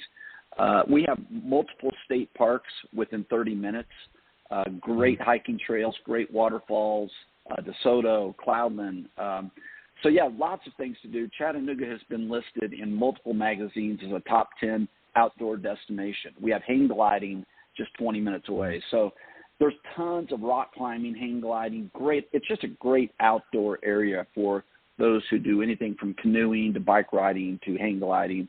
And yes, these are all things within an hour, certainly within 40 minutes to an hour. You got the Ocoee whitewater rafting. Lots of that's where the Olympics held their whitewater events back in the Atlanta days. So lots to do, a lot of outdoor activities, and as we mature and as we continue to develop, we will be hosting and we will be providing many of those things to give quicker access and easier access to our customers. And back to your point, yes, we are a development company. We're building homes. We have 9 or 10 homes under construction now. We're quickly developing. People are very eager to purchase property. Our values have gone up tremendously in the last year. So as word's getting out on what we're doing, our property values are going up. And, of course, I think John may have alluded to this. I can't remember what we talked about already. But we are building a second golf course that is going to be something very special. And when you listen to Bill Bergen and Reese Jones talk about it, it's really exciting. We're excited, but when I watch those two talk, I get even more excited. So we got a lot going on.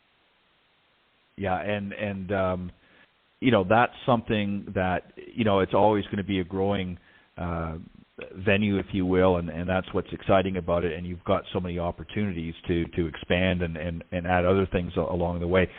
John, I'm going to get you we're going to take you to the penalty box and get you to come back on and talk a little bit more about the golfing experience a little bit more. Again, I think that, and I agree with Tom. I mean, John has been in the teaching business for a long, long time, and has a lot of students ranging from all different levels, from very basic beginning level right up to very seasoned golfers that he's worked with. So I'm not surprised, Tom, that he's help to handle your game and give you some improvements. But John, maybe just touch a little bit more on the golf aspect of it, and really what you yourself want to accomplish along with the others at McLemore. Obviously, you're going to have these opportunities next year, but what are you really looking? What are you really looking for the folks that come to McLemore, based on your experiences and what you see down the road and what discussions you've had? What is it you want to see happen, and where do you think it's going to best serve them well as the individuals coming up to visit?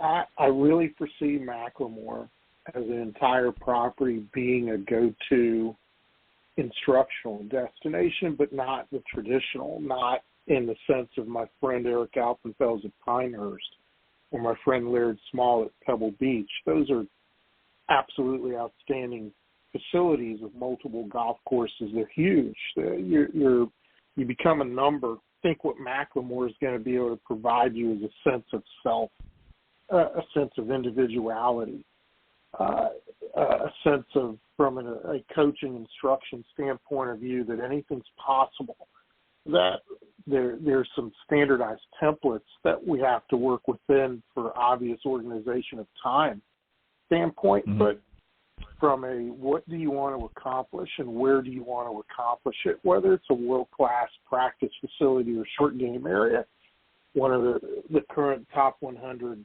by Golf Digest course, the Highlands, or the Outpost, which I'll tell a little story about here in a second.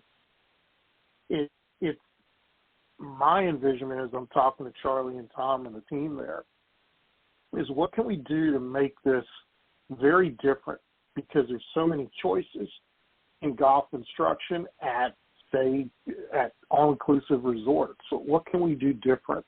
What can we do to attract the corporate entity and have them understand that beyond just the golf, there are places for you to hold the meetings you need to have or conduct the experiences with the other people that are involved with your group, and be welcoming to that. What are the other amenities that we can provide of an overall coaching experience at not just golf, but whether it's spa or dining at Cloudland or some other type of excursion on property? How do you mold and shape that for somebody who they feel like they've gotten something individualized versus something that's cookie cutter they could have gotten somewhere else? There's probably going to be a demand when the hotel opens up, the more traditional type of programs. We'll certainly be ready to do that. But at the same time, when that person comes to the concierge or the pro shop staff and says, I only have this kind of time, and this is something special I want to do for an anniversary or for a coworker or for my son or daughter or for my best friend who's been beside me and I've just gone through this traumatic experience and I want to say thank you. From a coaching standpoint of view, that's something that's not necessarily pushed by most academies, by most coaches. And I think McLemore provides that kind of venue, provides that kind of opportunity to allow anyone to experience almost anything they want, with the exception of being at an ocean. That's the only thing we're missing up there. And I certainly don't want the Cove to be an ocean with global warming or anything like that. But it's about, to me, it's all about how creative can we be to provide what the members, what the guests, what the hotel guests, and what the general golfing public is going to want out of that location. And right now we're just discussing various ideas, throwing some spaghetti on the wall, seeing what sticks, trying to put a little bit of ingenuity to it and a little bit of planning. As time goes on, we'll get it better. We'll get it finalized, and I'm sure everybody will know about it because the marketing team that Mr. Horton's put together is just outstanding. From that standpoint, they've done a wonderful job pushing me and pushing their property as well. Sorry, Tom, go ahead. Yeah, if I could jump in and just say, too, we really haven't talked about our intention for our training center is pretty significant. We had great plans to start this year, as a matter of fact, to be in the ground by November. But the Outpost, the new golf course, took on so much energy and started flying at such a pace, we kind of had to put the training center on hold. But we have a training center that has been master planned, has been drawn up, it's ready to go, and we're hoping to get that thing in the dirt by next year, and that's back out on the driving range. But it will be a state-of-the-art training facility with 2 indoor facilities, as well as 5 or 6 outdoor hitting bays that will kind of look like a Topgolf-looking kind of a hitting area with TVs and screens. So there's going to be a lot more for our golfers to do, whether inclement weather or they finish playing and they want to go hit balls and they want to get instruction.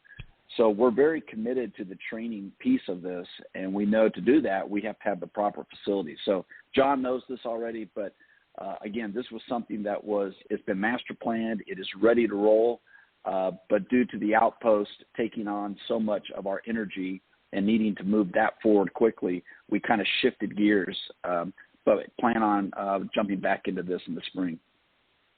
One last thing, Ted, real quick about that training center, and I think this will really set off what I was trying to say about being different and accommodating. As Charlie and I have talked about this, he came to me and said, I want everybody to be able to use this, and I asked him what he meant by everybody. And he wants other coaches like me to have the ability to come to McLemore and bring their own students and craft their own programs there and utilize that training center once built to utilize the facilities the way they wish. That most places you go, most resorts you go, they have a coaching staff that's there, and McLemore will certainly have that, but that won't be. It'll be a feature somewhat, but I think the biggest feature is that staff's going to be very accommodating to pros from around the world, to welcome them with open arms and make them feel at home, like that training center is theirs as well, that it's there for their usage, and it will help them craft and will help support them in their efforts with as well. Yeah, and that's a great point and a great benefit too, I think, guys, because as you point out, John, typically, and certainly understandable, most resorts or high level facilities tend to have their own in-house staff and that, and obviously want to push and promote them, which is understandable. So I think to have where you've got that available, but you've also opening the door to other professionals that want to come and take advantage of that facility and offer another option training program or what have you, I think really speaks volumes to the thought process going behind.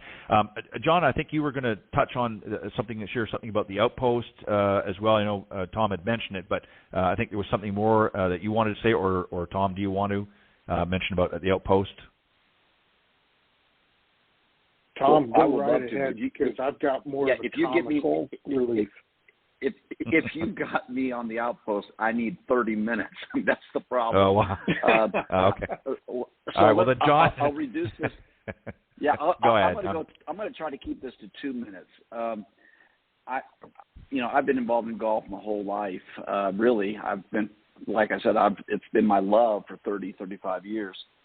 I've never experienced anything like I have in the last year. Again, watching these architects, listening to Bill, watching this course get cleared, watching all of the trees leave, and looking at this land that lays there.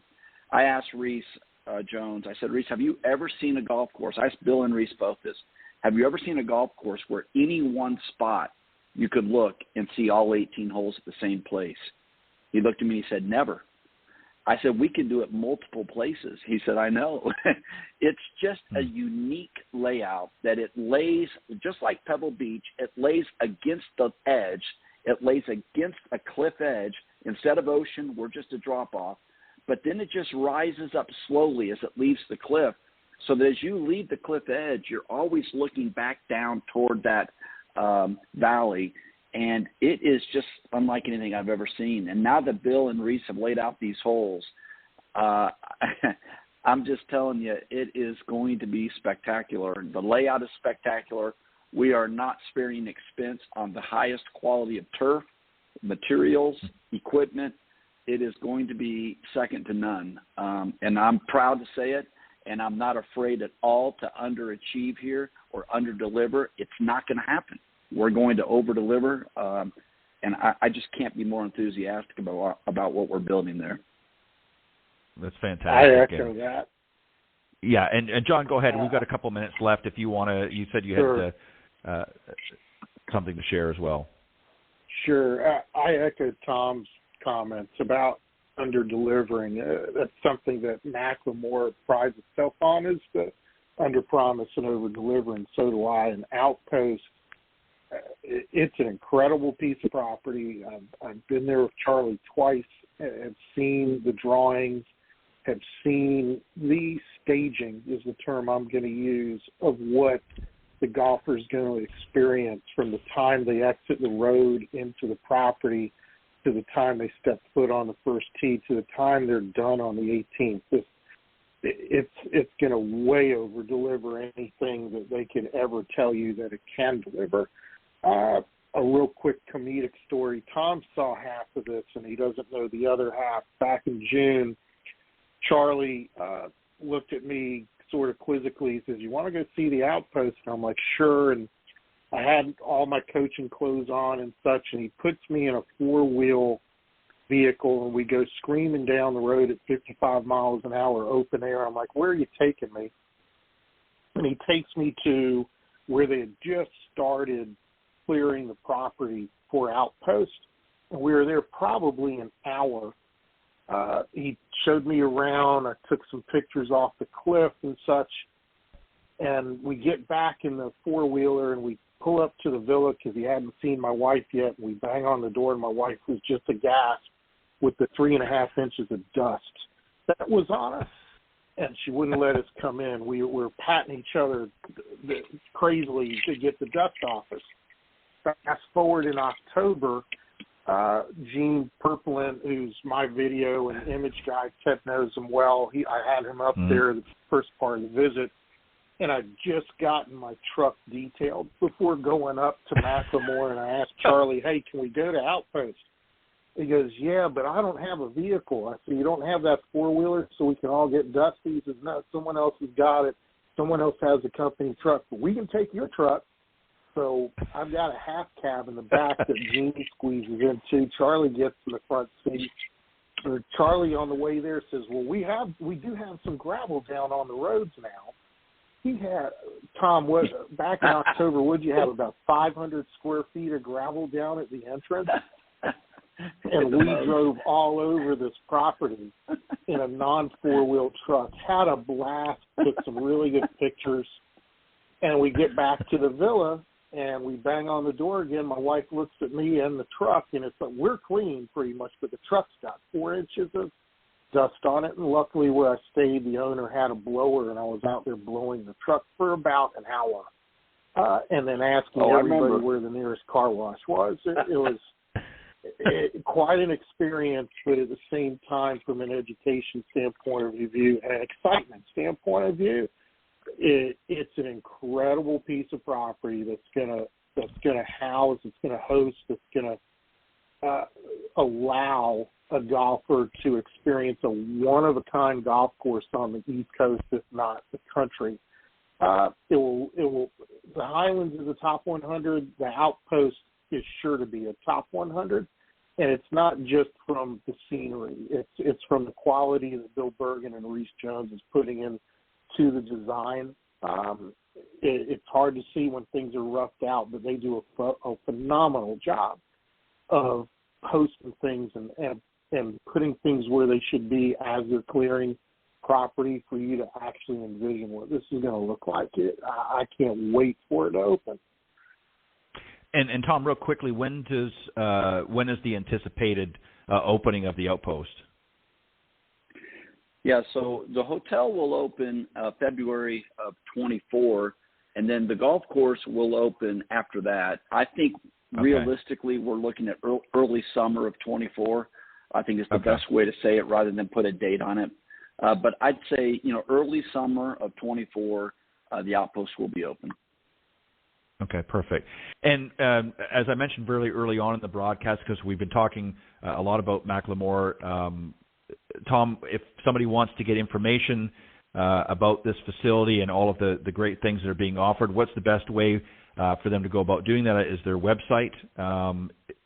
Let's give the website out to them. And then, okay, and all of the information's there. And then, John, what I want you to do is just to let the folks know, just sort of reiterate again what you're planning on doing there in 2023, give them the dates and how they can reach out to you to best take advantage of that opportunity.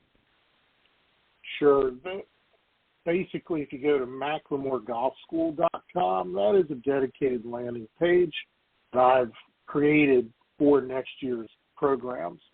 That information is going to be posted socially within the next day or so. If you're trying to get me ahead of time and get your dates squared away quickly, you reach me at john@johnhughesgolf.com or call me 407-852-8547. Basically, the dates are May 16 through June 18 of 2023. I'm going to take a small break for personal reasons between June 1 and June 3, probably June 4, for some pre-scheduled things. But again, half days, full days, doesn't matter the size, doesn't matter what you want to do. The landing page provides you all the details as well as links to go ahead and get your dates secured. So that's McLemoreGolfSchool.com. And again, if you have any questions, just feel free to contact me at any time. Well, I want to say, first off, to both of you, thank you very much for joining me this evening here on Golf Talk Live. It's been an interesting conversation. And, Tom, I'm certainly, John, as I mentioned earlier, has certainly talked up a storm about McLemore for quite some time now. And I know he's very eager to get back up that way for next year. And I'm sure he may even head up there before then. But it's certainly a great property. But I want to thank you for joining us tonight and shedding the light a little bit more for the listeners. And I'm certainly, along with John, going to do my best to continue to help spread the word about this great facility. And I'm going to make a point, and John and I will have a discussion about that, but plan on making a trek up there on behalf of Golf Tips Magazine and hopefully do some things there to further help spread the word. But I want to thank you both, and John always for doing what you do. But particularly, Tom, I want to thank you for joining me tonight on Golf Talk Live and sharing more information about the McLemore Club. You bet, Ted. It was a privilege to be on here, and we look forward to meeting you, having you on property, and hosting you. And I think you'll be like most of our guests. You'll be a little bit more surprised how good it is in person, how much better it is in person than on magazine covers. So we look forward to welcoming you here. I appreciate it, and I think it'll be more difficult getting rid of me as opposed to getting me up there. But I love it. You'll have to do your best. I may not want to leave, but thank you guys very much, and thank you, Sandy. I hope you're still listening for doing what you do, keeping them on the straight and narrow. But God bless you both. Thank you very much for joining me tonight on Golf Talk Live, and John, you and I will talk real soon. But Tom, again, thank you for joining me tonight on Golf Talk Live. Thanks, Ted. All right. Good night. Thanks, Ted. Thanks, John. Thanks. All right. That was John Hughes, PGA Master Professional, and Tom Schreiner, General Manager of the McLemore Golf Club up in Georgia. You can go to McLemore. The McLemore.com is the main website. And then if you want to take advantage of John's opportunity, if you go to McLemoreGolfSchool.com, and it's spelled McLemore golfschool.com. All of the information's there, the dates. There's a video promotion that John has put together telling about the opportunity as well, and a lot of other information, some photos and so forth. And obviously you can book right there through this particular web page, and he'll be putting that out through social media to let people take advantage of that. But again, that's McLemoreGolfSchool.com. And you can go to the McLemore.com as their general website to get more information about the club and so forth and all of the different amenities. But thanks again to the guys in the Coaches Corner panel for joining me earlier on, always bringing your best. And I want to thank you, the listeners, for tuning in tonight. God bless everybody, and I will see you next Thursday right here on Golf Talk Live. God bless.